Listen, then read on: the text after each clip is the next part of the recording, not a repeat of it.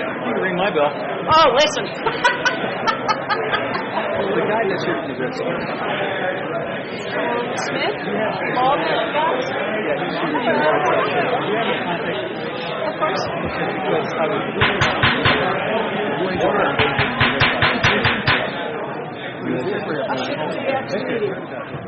I'll shoot it to you after the meeting. Hey, boss.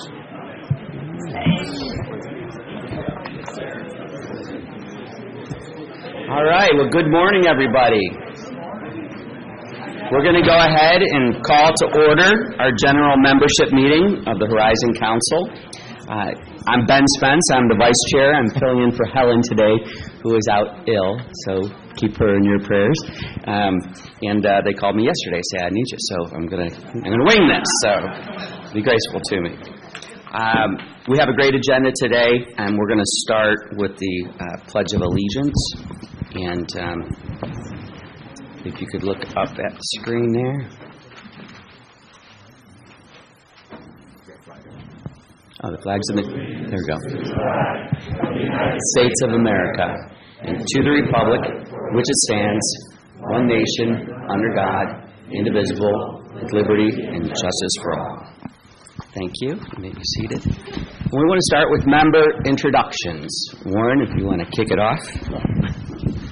Good morning, David Malka, County Commissioner. Good morning, Brian Hammond, County Commissioner. Good morning, Denise Carlin, Superintendent of Schools for the School District of Lee County. Guess we're standing today. Good morning, Sam Fisher, Chair of Lee County School Board. Rafael Lopez, representing the Village of Estero. Thank you. All right, so I guess we're all standing. Holly Smith, City of Sanibel, Vice Mayor. I can follow that lead. Joe Pilgrim, Cape Coral Council. Molly Scott, Horizon Council Secretary. Matt Repsdorf, Treasurer. Gary Tasman, Business Issues Committee. Karen Moore, Business Resources Committee. Richard Aiken, Bylaws Task Force. Adam Palmer, Sports Council. Robbie Repsdorf with the Industrial Development Authority. Good morning. Gerard Carrington, Florida Gulf Coast University. Go Eagles. Eileen Buchanan, Southwest Florida SCORE Chapter. Shane Spring, Royal Palm Coast Realtors. Good morning, everyone. Alan Canfield, Lee County Sheriff's Office. Good morning. Richard Dorling with Marvin Holmes, representing the Lee Building Industry Association. Good morning. Jay Johnson, Florida Restaurant and Lodging Association. Good morning, Jeannie Richards with Associated Builders and Contractors. Good morning, Ryan Richards with RG Architects, representing the American Institute of Architects. Good morning, everyone. Jordan Azis, representing the Greater Estero Chamber of Commerce. Good morning, everyone. Jackie Lezak, the Fort Myers Beach Chamber of Commerce. Robert Goltz, Greater Fort Myers Chamber of Commerce. Good morning. Tom Mueller, representing the Chamber of Southwest Florida with ReWorld, formerly Covanta Energy. Good morning, Matthew Zwak with Owen Ames Kimball, Member at Large. Good morning, Denise Vidal with LCEC, Member at Large. Butch Swank, Delight and Swank Insurance, and Blue Water Components. Good morning, Mark Stevens, Stevens Construction, representing the Horizon Foundation. Good morning, Sean Smith with the Boston Red Sox, Member at Large. Good morning, Ben Siegel, Member at Large. Good morning, Bev Larson, ERA Lahaina Realty, Member at Large. Mary Gentile, LQ Property Management, Member at Large. Good morning, Angela Fisher with Junior Achievement, Member at Large. Tony Rappi with Twin Waters Inn, Tourist Development Council. Pam Bratton, President of CCIM Southwest Florida District, Remax Realty Group. Good morning, Rob Harris, Executive Director of the Southwest Regional Manufacturers Association. Hey, and Guido, does he get to introduce too? Good morning. Guido Minaya, Learning Global Solutions and Horizon Foundation President. All right. Well, thank you so much. We're so glad to have everybody that's joined us today. We do have the minutes from the general membership meeting of 4/25 that's now provided by the Lee County Clerk of Court. If you've had a time to review those, we would entertain a motion. We have a motion and a second by Bev. Okay. Thank you. Any further discussion? Anybody opposed? All right, and the minutes are approved. And we will move on to the chairman's report. I'm just going to provide a couple of updates. There was an executive council meeting following the executive session, and there are discussions underway to form a joint committee of the Horizon Council and the foundation to better coordinate and collaborate for the Edison Awards. The Edison Awards are a big deal. We want to make sure we do it right, and we support it with all we have, and we feel that we can do something to improve that going forward. The other item, we do have Industry Appreciation Award applications are out there, and you can submit those to industryappreciationawards.com. We're excited about that, and encourage you to, if you have an applicant, to get it in. And with that, we're going to go ahead and hand it over to Guido Manaya, our Horizon Foundation report. Guido? Thank you, Mr. Vice Chair. Okay, let's see. Let me get, I thought it might be helpful to just share a couple things. And as I pull this up, Bill Johnson's been doing a great job. From a funding perspective, the foundation is on track for the second quarter. So thank you, Bill, for your great efforts. And what's even, this is my first year as president of the foundation. Our board is a very strong board, and in many ways they're collaborating on multiple things, including supporting Bill in his fundraising efforts. This is the Alliance of the Arts one. Nope. That's the Edison Awards. Yep, top one. There we go. Okay, so we're doing a debrief on the Edison Awards, and really it's been pretty exciting. I'll just share just a couple things. Of course, a great event. We had great representation. The top honorees were phenomenal. But in summary, about 1,931 total attendees. This, in the history of the Edison Awards being in Lee County, this was a record year.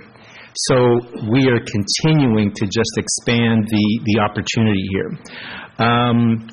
The other points here, economic impact, right? So the Economic Development Office, John's team, and the Edison Awards team, they did a study on what was the economic impact, and probably about a week and a half after the event, they provided this analysis. Total of $7 million, $2 million more than last year, and that's a 2-day event, right? So as we can see, this is such a gift to our community. And other points, of course, the Lewis Latimer Fellowship program, and we have our Jason Teeters in that program now. We talked last time around about the AI High School Challenge. As Frank Bonafide and the Edison Awards team were going around to their sponsors, their stakeholders, it was interesting that this program came up as one of the true highlights of the overall initiative, right? So we are looking to expand this for 2026. Potentially, we had 80 students involved, 18 high schools. The target is up to 500 students, multiple high schools. And just the context, we as the Horizon Foundation and our collective, we contribute $50,000 to the Edison Awards event and additional monies for these kinds of programs. So we're looking to step that up. And last but not least, media coverage. So $209 million in terms of global reach from the press release, 600 plus media outlets, and you can see articles from U.S. News and World Report, The Atlantic, Gulf Shore Business, Florida Weekly, Wink News, as well as Southwest Florida Business Journal, and then internationally, Taiwan, South Korea, and China. So, man, what a gift. So last but not least, in terms of dates, we are planning Stated date, April 1st and 2nd of 2026. And as our Vice Chair shared, this new committee is going to help us plan that out even better. So with that, any questions? Okay, great. Thank you. Thank you, sir. Thank you, Edith. All right, so we're going to move on now to our not-for-profit minute. And today we are fortunate to have Devin Parker from Sidney Byrne Davis Arts Center. So welcome, and we look forward to hearing from you.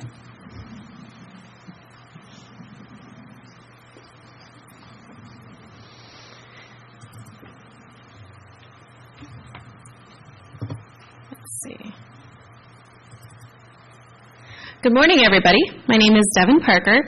I actually am the new Assistant Director for the Sidney and Byrne Davis Art Center. You may recognize me because I was the Assistant Director for 14 years. And so when Jim Griffith, our founder, moved to Santa Fe, I became the interim and now the official Executive Director, so I'm very excited. A little bit of oh, thank you. I don't want to assume that everyone knows about the Sidney and Byrne Davis Art Center, so I'm going to assume that you don't know about our history, and I'm going to tell you a little bit more. Our building was built in 1933 originally as a post office and served our community as a meeting point. Post office, that's where people would come and get their mail from Charles Edison and Mina Edison. It was actually a rally point during World War II for bond rallies. It was a major community meeting point. It became a federal building in 1965 after they built a new post office on the corner of Monroe and Bay, and they vacated the building. It was slated for demolition, and Judge Whitehurst said, we really need a courthouse in between Tampa and Miami. So they put a square peg in a round hole and converted the building to be a federal building. We served the community as a federal building until 1998, when the federal government locked the doors, turned the air off, didn't tell anybody the roof leaked, and left it. And it sat for 5 years. The city of Fort Myers purchased the building, but didn't have a use for it. So they put a bid out to nonprofits. Our nonprofit, Florida Arts, Inc., actually put a bid out for a multidisciplinary art center, and we were unanimously awarded a 99-year lease for $1 a year. And this is what we walked into. If it could have been made out of asbestos, it was in the building. There were layers of mold and flooring and different ceilings. There was no life safety system in a federal building. It had to be completely stabilized, abated, removal of a lot of non-historical items, updating all of the life safety, electrical, plumbing, HVAC. And to date, we have put more than $14 million of capital improvement into the building. And now it is beautiful, and it looks like this. We have activated every space within the facility. We have 2 galleries that are also multifunctional spaces. They are where we host all of our concerts. We host a lot of community events, all kinds of different things. And we also have classrooms, recording studios, offices, and a rooftop sculpture garden and reception area. So if you haven't been, I encourage you to come. As of last year, this is since we're still finalizing our numbers for this past season, I'll give you our numbers from last year. We had over 135,000 attendees to our ticketed events, free events, weekly gallery hours, community events that were held at the Art Center. We also had over 200 youth and adult students coming to our events. We presented over 50 concerts that ranged from touring musicians that were Grammy winners to local musicians on the roof. We presented over 1,200 pieces of artwork. We showed artwork of over 330 visual artists in our galleries, and we had over 35 year-round volunteers. And here's actually some of our students from our various arts programs. And Neil's going to touch on this a lot, but I'm going to tell you that the arts are a huge economic driver in our community. So we actually utilized a tool called the Arts and Economic Prosperity Study. This is the new results came out, AAP 6 came out in 2022, and our organizational spend on things that were goods that we've purchased, services through the communities, supported annually over 33 full-time equivalent jobs. And our programming drives commerce to local businesses. So the arts has significant amounts of event-related spending. Our audience spends on average between almost $35 and $57 per person per event. That range depends on if it's a local attendee or a visiting attendee. The visiting is on the higher range. And that's beyond the cost of admissions on items such as meals, parking, lodging, which is vital income in downtown. And our audience spent almost $6 million, excluding the cost of admissions, in the community last season. This season, actually this summer, what we have coming up is summer camp. So if you're still looking for something for your children to do this summer, we do have a few slots open. We have camps that range from visual arts to culinary arts. We have a strings camp week, and we have a new fashion week. And there are sponsorship levels available, so if you want to scan that QR code, you are welcome to support those camps. We are still looking for sponsors. We did have a bit of impact from the governor's veto of the arts grants, so we are still looking for sponsors. We do also have summer programming. All of our programming is very fast and furious for the January through April time, but we still present programs throughout the summer, and we have our Sounds of Summer series. So we have dueling pianos coming up in June. We have a summer sideshow, and then we have our Danny Sinoff trio. And when we heard Danny in the Roadhouse, when we heard the Roadhouse was closing, we said, Danny, we would love it if you would do a special feature during the summer. So he's going to be doing that. All of those Sounds of Summer concerts are under $20 per ticket, so we hope that you can join us for one of those. And we also hope that you look at the Art Center as a place that you can utilize for your business. You can host your own event at SBDAC.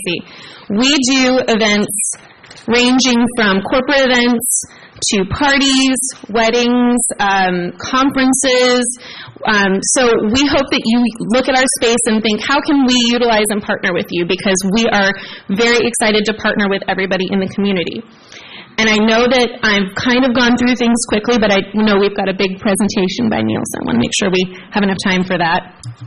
So I'd like to keep in touch. That's actually a link for my contact information. So if you want to take that out, you'll have my contact information. We would love to partner with you however we can.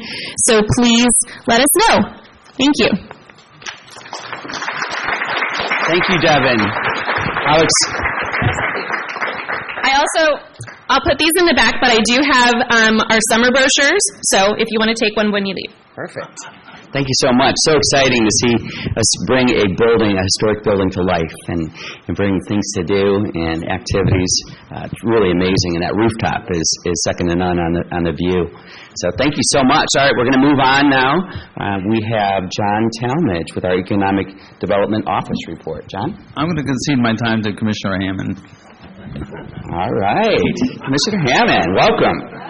Well, there you go. Good morning, everyone. How you guys doing? It's a good Friday to do some business, right, in Lee County? I just wanted to share just a brief update with you on behalf of the Board of County Commissioners this morning, and of course, honored to be joined by Commissioner Mullica from District 3 here. I'm your District 4 Commissioner. And we found out this week, by the way, do you know what happens when the chairman and the vice chairman can't make the county commission meeting? So somebody's still got to chair the meeting, and it falls to the longest tenured county commissioner then to do that. So I got to chair the meeting this week. So that was kind of fun. Yeah. So real quickly, we're heading into hurricane season. Nobody wants to say the H word, but we have to be prepared. And with hurricane season coming, we're thinking about our Emergency Operations Center. In fact, next week on May 29th, we're going to unveil our new Emergency Operations Center. It's a revamped facility. We've expanded it. We did a $38.5 million expansion on this. We brought 911, our communication center, in under the same roof as our Emergency Operations Center. So think about this. We have this giant, basically, fortress off of Ortez where we all go during a hurricane so that we can try to keep the community safe during a hurricane. There's about 150 of us in one building, and there were 2 showers. One for men and one for women. And many people would sleep there for nights, maybe even some up to a week. So now the new facility has full facilities to support everybody through a hurricane. And we're hoping that by building this, we won't have a hurricane now, because now that we have a facility that can handle all of us, hopefully we'll ward off the storms. But you're welcome to come. It's May 29th, 10 a.m. off of Ortez there. We're going to cut the ribbon on our new emergency operations facility. Another thing is summer is here. Where are my boaters at? Do we have some boaters out there? Oh, good. We have one of the largest boating populations in the entire state of Florida here, and we are going to get that Punta Rasa boat ramp open this summer. It's going to be late summer. We're thinking August, but yeah, we're really working to get that open. It's our busiest boat ramp. Commissioners just approved another contract for phase 2, so it's going to have new docks. The boat ramp's going to be up and going. It's been down since Hurricane Ian because they were using it as the staging area to rebuild the Sanibel Causeway. Now that work is done, we're working on getting the boat ramp restored and turning it back over to you, the public. And so with that, we're working on continuing to budget for new infrastructure, new roads, new wastewater and water treatment facilities, and new EMS stations. Your commissioners understand how fast this area is growing, how fast your businesses must be growing, and we're working to keep up with that. So thank you for your time this morning. Thank you, Commissioner. Appreciate it. Okay, so now for the featured event, we have Neil Volz today from Alliance for the Arts, and we're pleased to hear him speak on the role of arts and culture in an innovative economy. So welcome, Neil.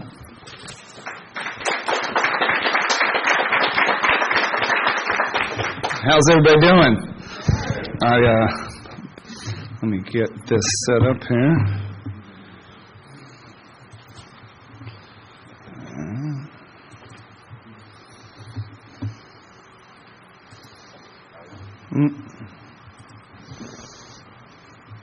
Bear with me.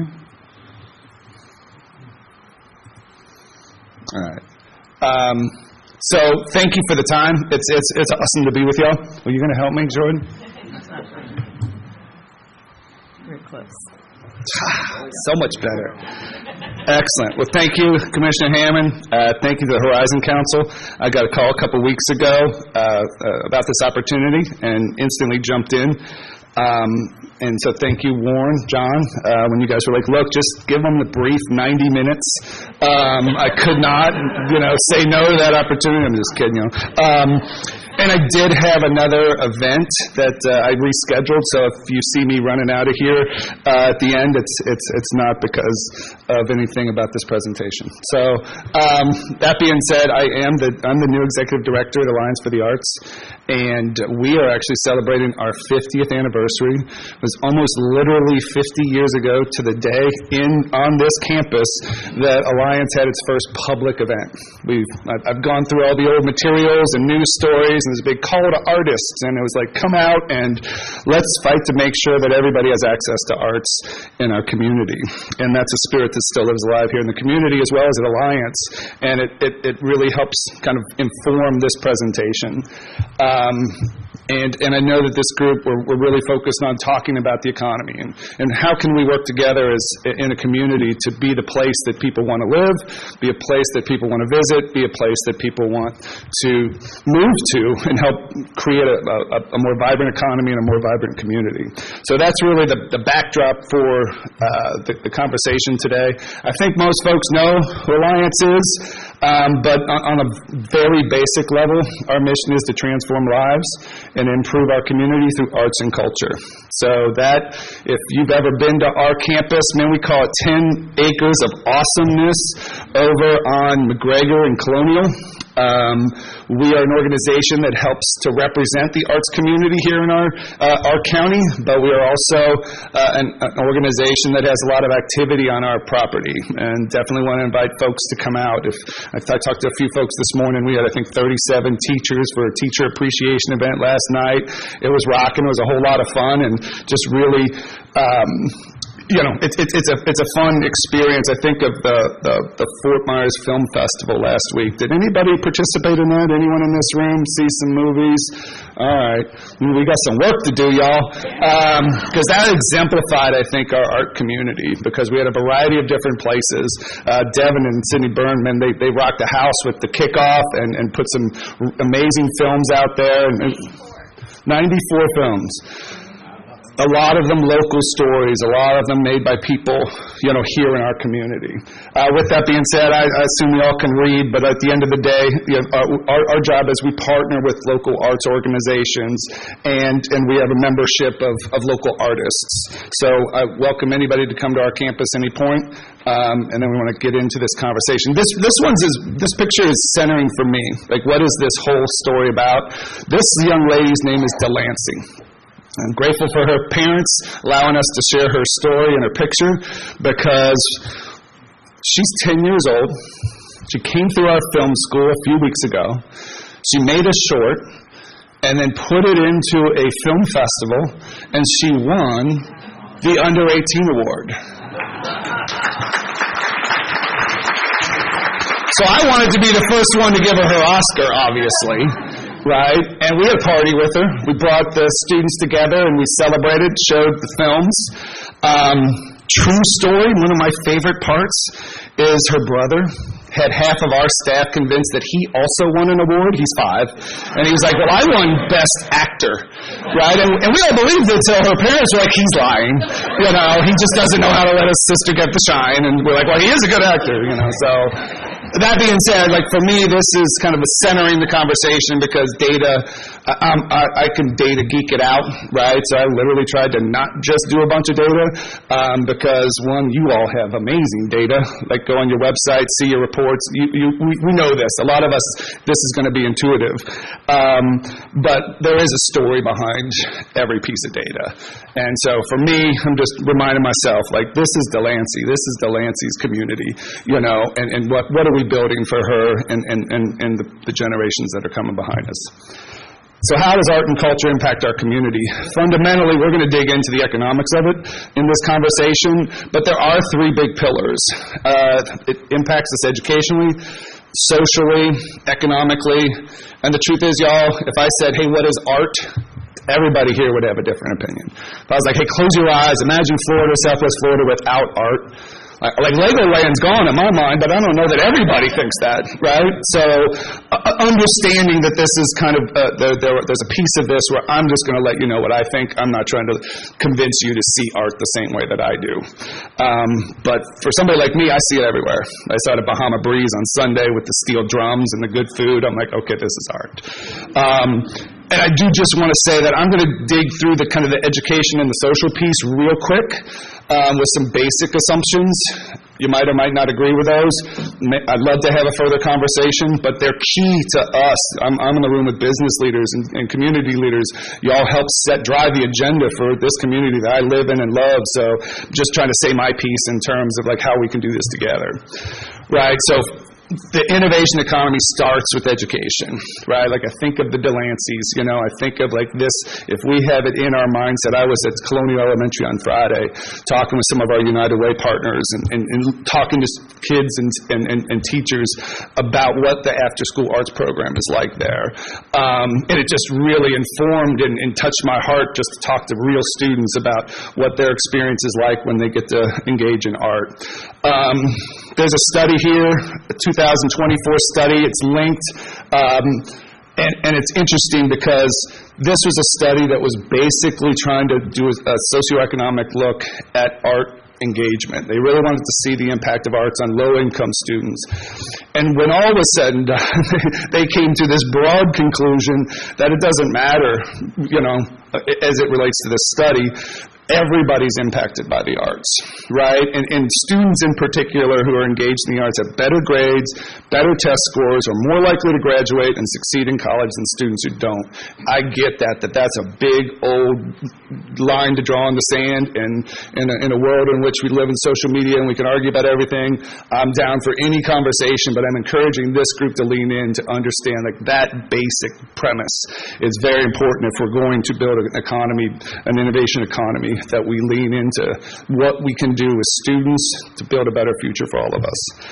And what's nice is that this is something that's supported by families and parents, all across the country. country and here locally. 83% of Americans support funding of arts education programs in schools for grades pre-K to 12. I'm not sure what else gets 83% support in our society this day, but the idea of like, hey, it's in us, right? This isn't trying to convince people of some things like parents, families, we know it. Like, let's make sure that our kids have access to this kind of experience because it has real-world implications.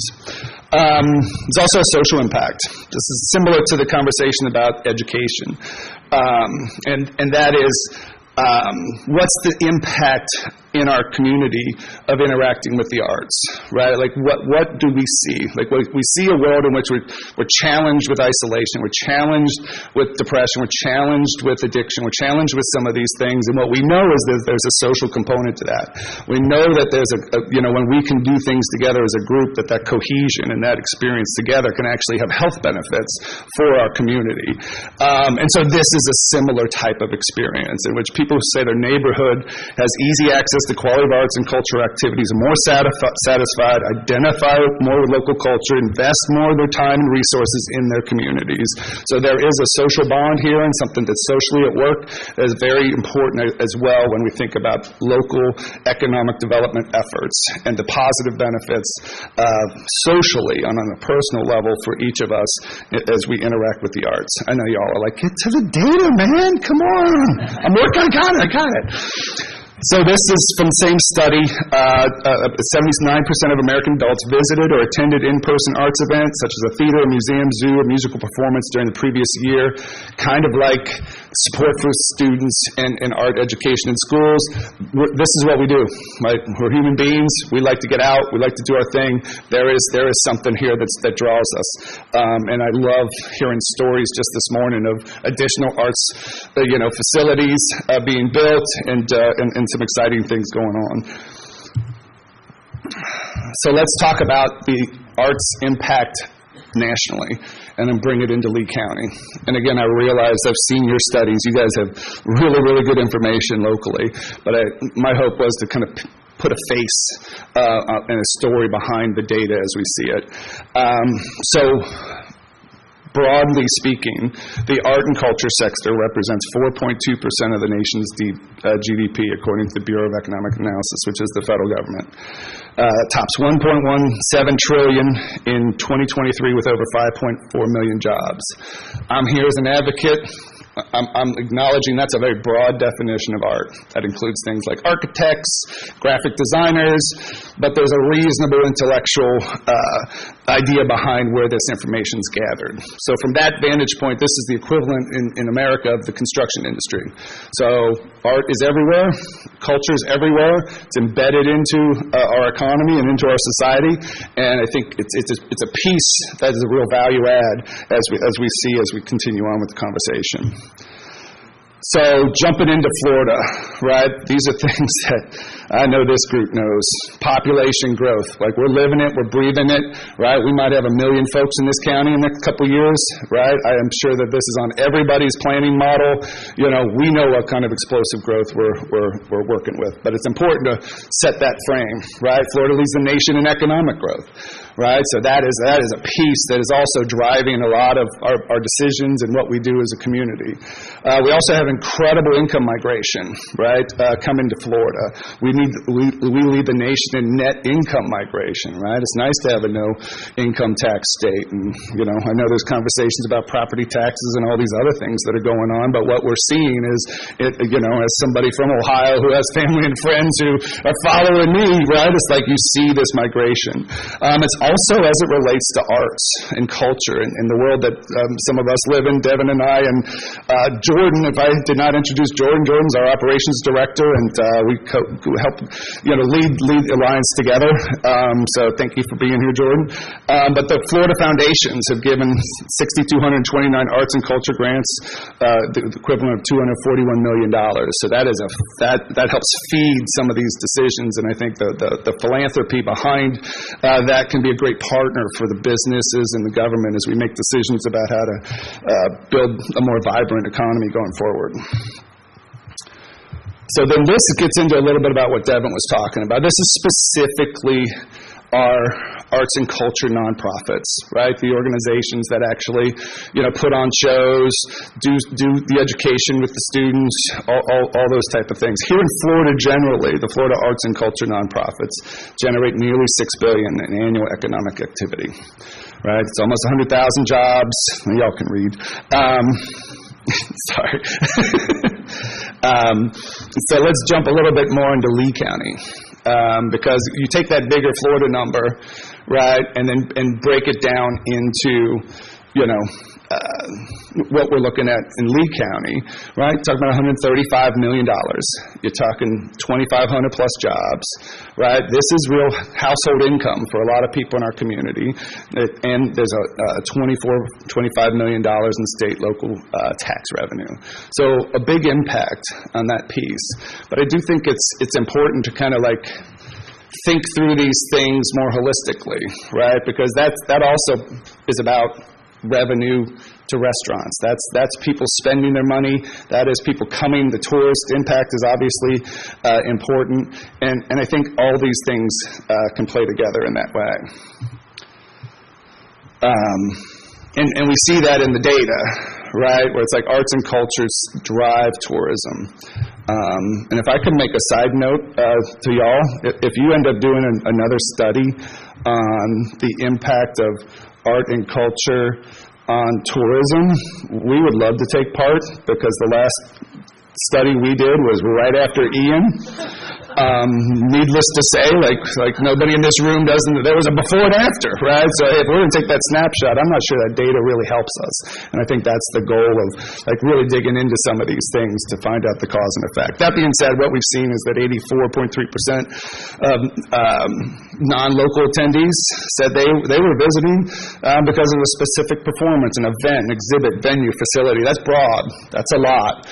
But whether it's tourists or whether it's fighting with, Sarasota or Miami for great talent for your businesses, like there is a competition that goes on. And a lot of people decide where they want to move before they even decide to change a job or chase a job, right? So these pieces, we hear it all the time, but that is a part of the data, is how do we work together to make sure that, we can continue to be the great community that we are and grow in this area, because it helps all of us.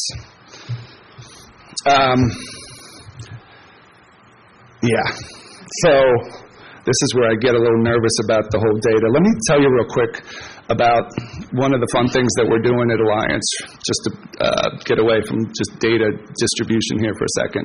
I was at FGCU a couple weeks ago, and I'm talking to these students.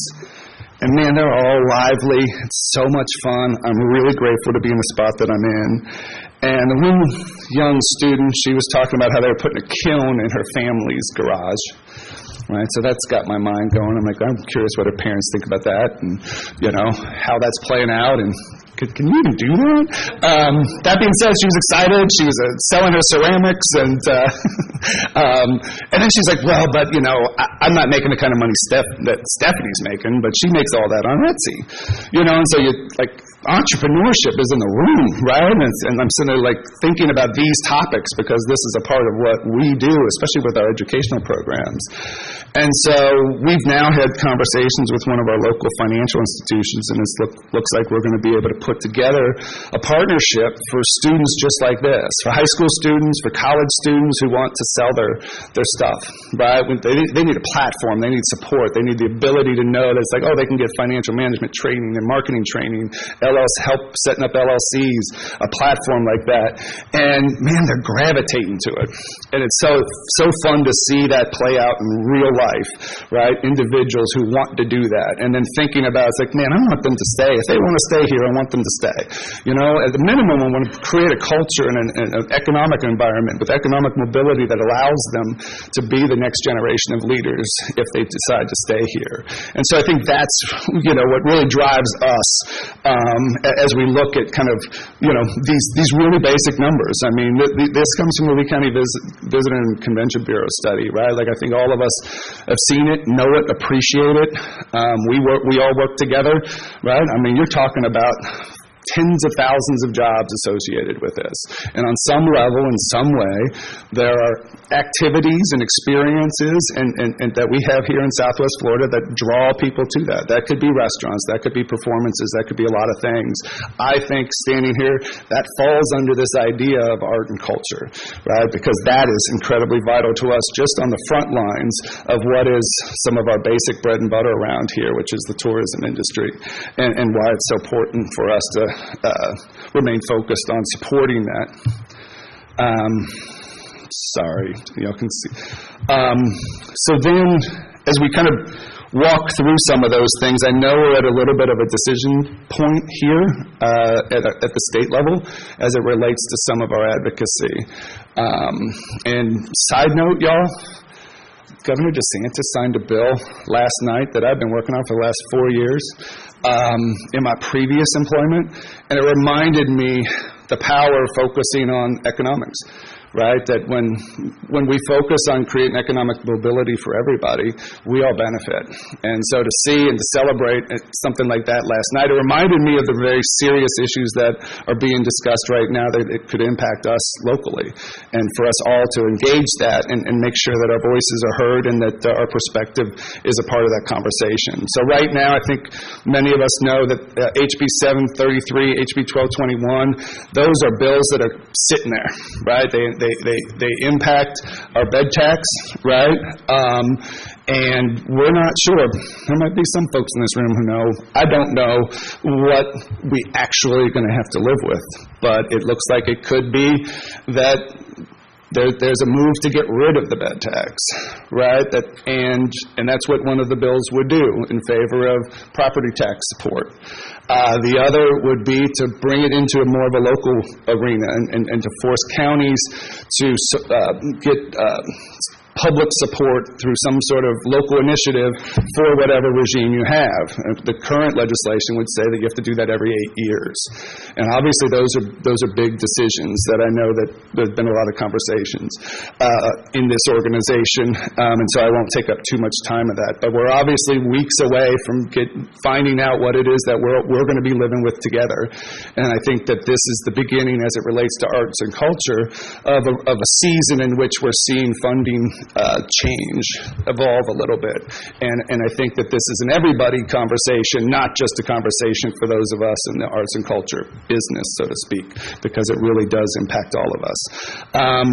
We also saw, like Devin mentioned, that there was a veto by Governor DeSantis last year. It was the first time we've ever seen the arts and culture budget get vetoed, and it had a pretty dramatic impact and a response from folks, as you could imagine.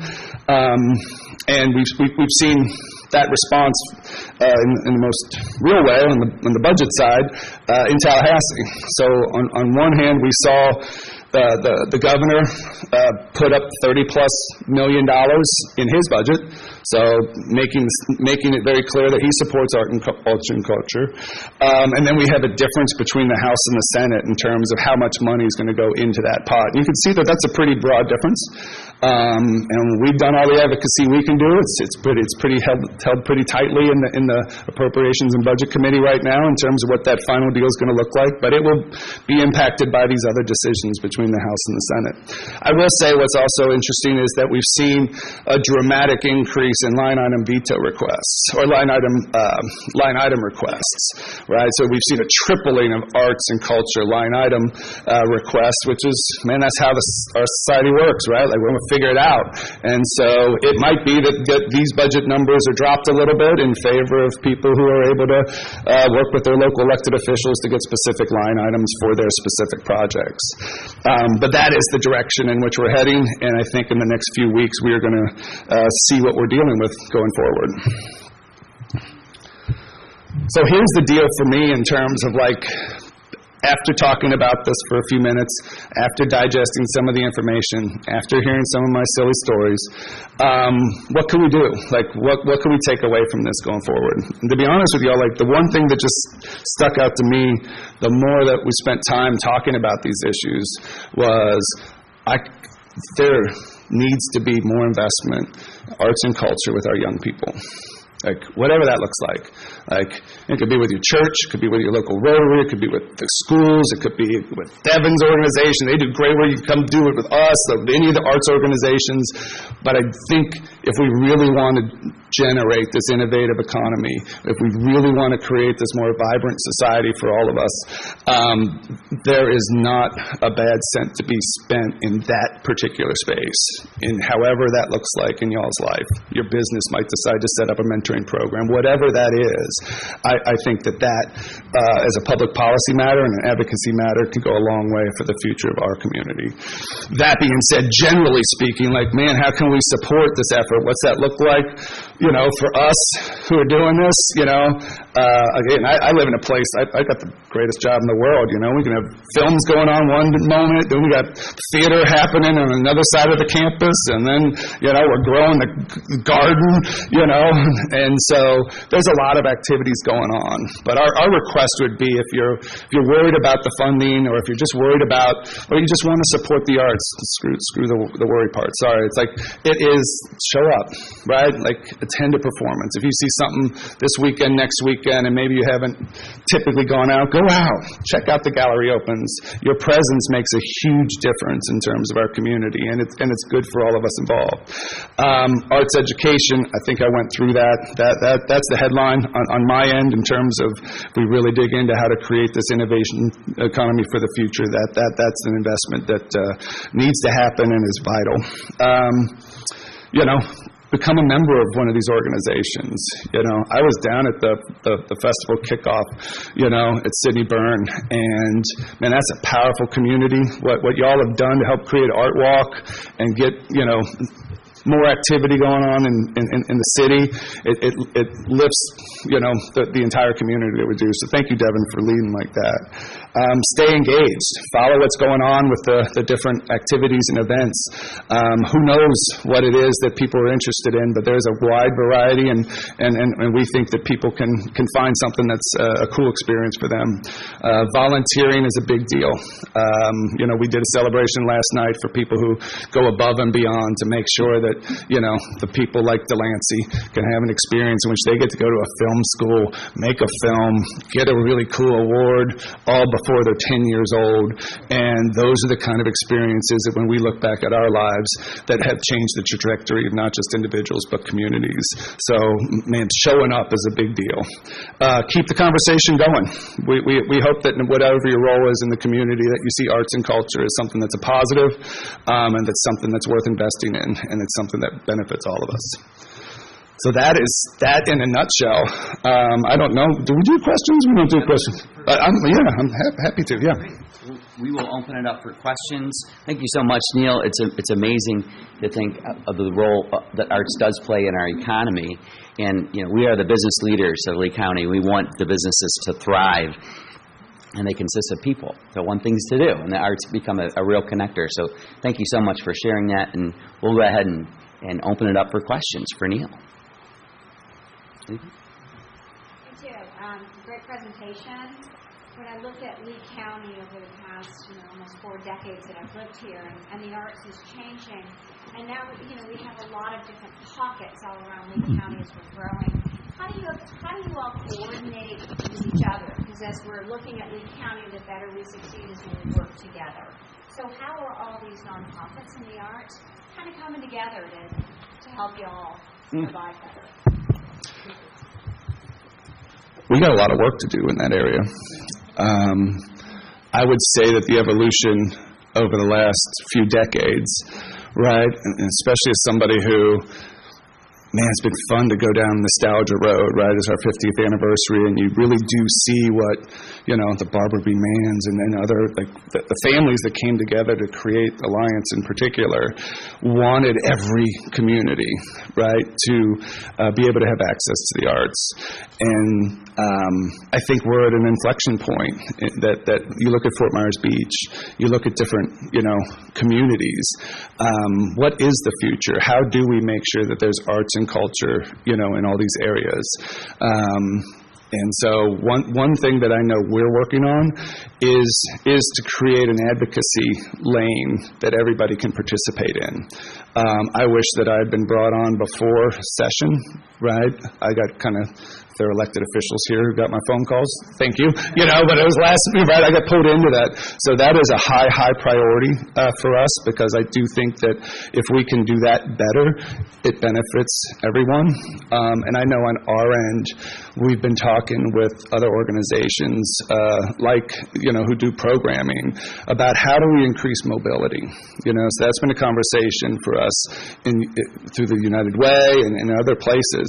To get to your point, which is like, in some areas, it's like, what are you doing in your community? In other areas, it's like, can we bring art to your community? And I think those are two sides of the same coin. So if you hear us putting a campaign together relatively quickly around increased mobility, it's coming from the need of the schools and that we're talking to, that they're like, man, if you can get a bus, if you can get something into our area, then that's what we need in terms of being more cohesive. So I think there's a more thorough conversation there, and I would say that there's a lot of work to do in that area, if I can be super direct and just say that that's something that's on my mind constantly. You mentioned Fort Myers Beach in particular, and our arts community basically was decimated. So we have very little right now going on out on the island in the way of arts. We have some concerts Sunday afternoons, evenings.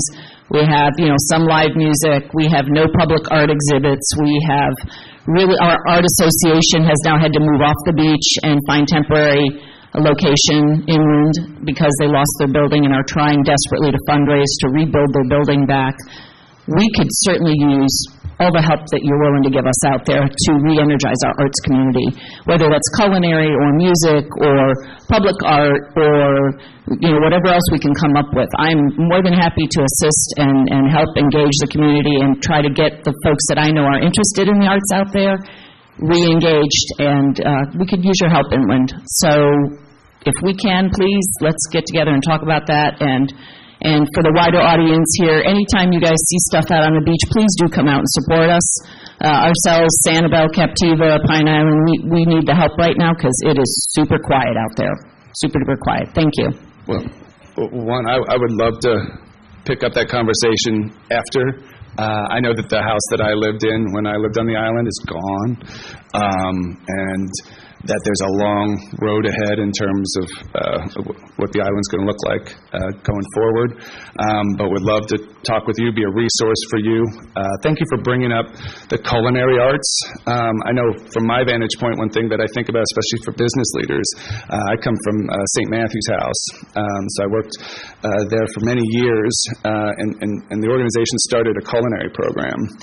And they now make millions of dollars in revenue for a program that helps people who are formerly homeless and formerly incarcerated. So they're now training hundreds of chefs to go work in one of our key industries, right, and create wealth, create safety, and do all those things together. So I think there is a role, a collaborative role that the arts community can play to also build that kind of infrastructure that you mentioned. So I'm grateful that you brought that up. I look forward to learning more.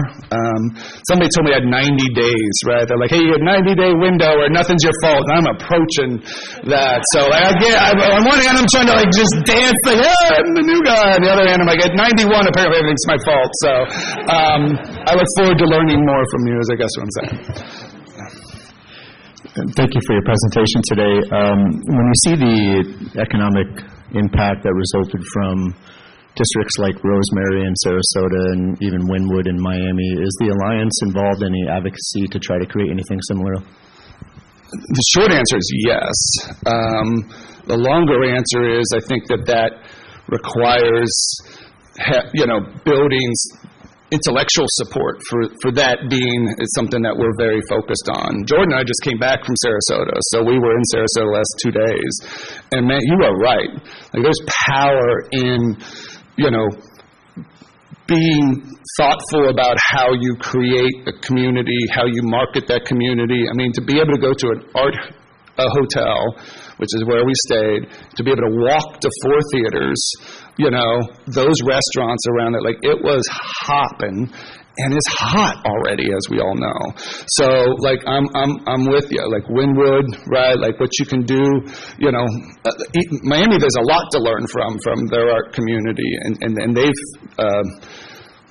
I don't like labeling other folks, especially when I'm still too ignorant in that. But I think that they've figured out how to have real local control over some of their processes, and you see it, right?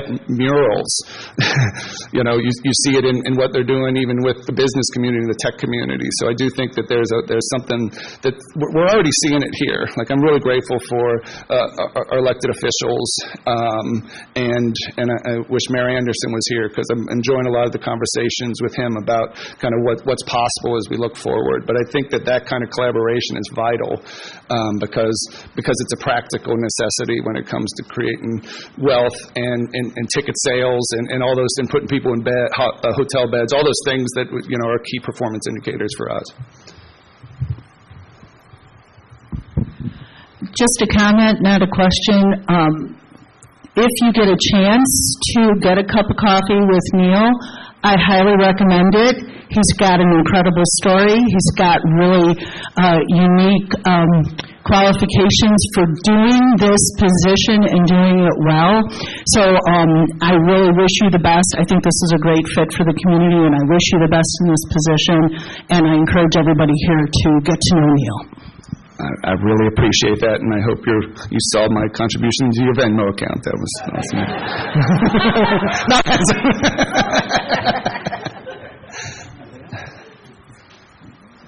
Thank you. Oh.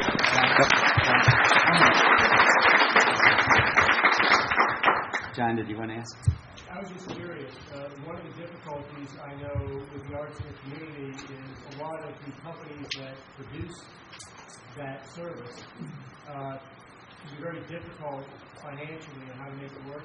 So I'm curious if you've reached out to like the Small Business Development Center at FGCU to try to make that connection, as well as how I think Jackie and her organization did a great job bringing Santa Sculpting back, which is a very important artistic event to really define our community as being family-friendly and about the beaches. So I would hope to see some of those connections where Alliance for the Arts would be able to be having more of a prominent position as these things take place. So you become more of that headquarters. Not that past executive directors haven't done a good job, but I think there's a lot of opportunity there. I appreciate that, and we definitely have talked with small business, as well as generally speaking with folks at FGCU, and we've had some opportunity to talk with folks at Florida Southwestern as well, and I think that relationship, to your point, is going to be vital from our vantage point in terms of defining success, you know, and what amazing platforms our institutions of higher education have for us to be able to be creative and be supportive in a practical way for folks who are building our future. So I'd love to learn more. I haven't had the conversation with everybody yet, but I'm open. I'm enjoying all the lunches and the breakfasts and the coffees and just listening and learning. So thank you for that. Thank you so much. Thank you. Neil, thank you so much. If you haven't had a chance to read his background in here, you have to go through this. It is really impressive. 25 years of serving, true servant leader. Recently named to Politico Magazine's list of 40 most influential people in politics. It's interesting. And Florida Citizen of the Year by the National Association of Social Workers. And most importantly, looks like he's a graduate of The Ohio State University, so another Buckeye. All right. Well, thank you so much. That was amazing. Appreciate that. So we'll open up now for voting member input, if there is any. Gary? I just want to draw your attention to the back of the first page. The Business Issues Committee is having our emergency preparation and recovery workshop at the EOC. So the timing for the opening, one thing that's really important that I think everybody in this room should make time to do is do the tour of the EOC. If you don't know or haven't been out there, it's fascinating how protected you will feel as a citizen of this county in doing that tour, and that's part of it. So, thank you. Thank you so much. Take care. Hey everyone, good morning. Just a quick announcement. I know, so I'm on behalf of the Estero Chamber of Commerce. We got Cliff in the room, so good job, Cliff. Keep it up. But I know East Lee County sometimes gets a little underrepresented, underappreciated. We have a big event coming up, Freedom Fest on 4th of July, huge fireworks show, great event to bring out the family. There's going to be thousands of people out there in the Lehigh community. It's Victory Church, Victory Town Center, and it's 5 to 10 p.m. We're looking for business exhibitors, we're looking for sponsors, we're looking for anybody who wants to get involved within a really awesome community event, bringing the Lehigh community together. So if you guys have any questions, let me know, and I'll help you out. Great. Thank you. Anybody else? Okay. Well, with that, we'd like to thank our host today, Florida Southwestern College. Thank you so much for hosting us. And with that, we will entertain a motion to adjourn. So moved. All right. We are adjourned. Thank you.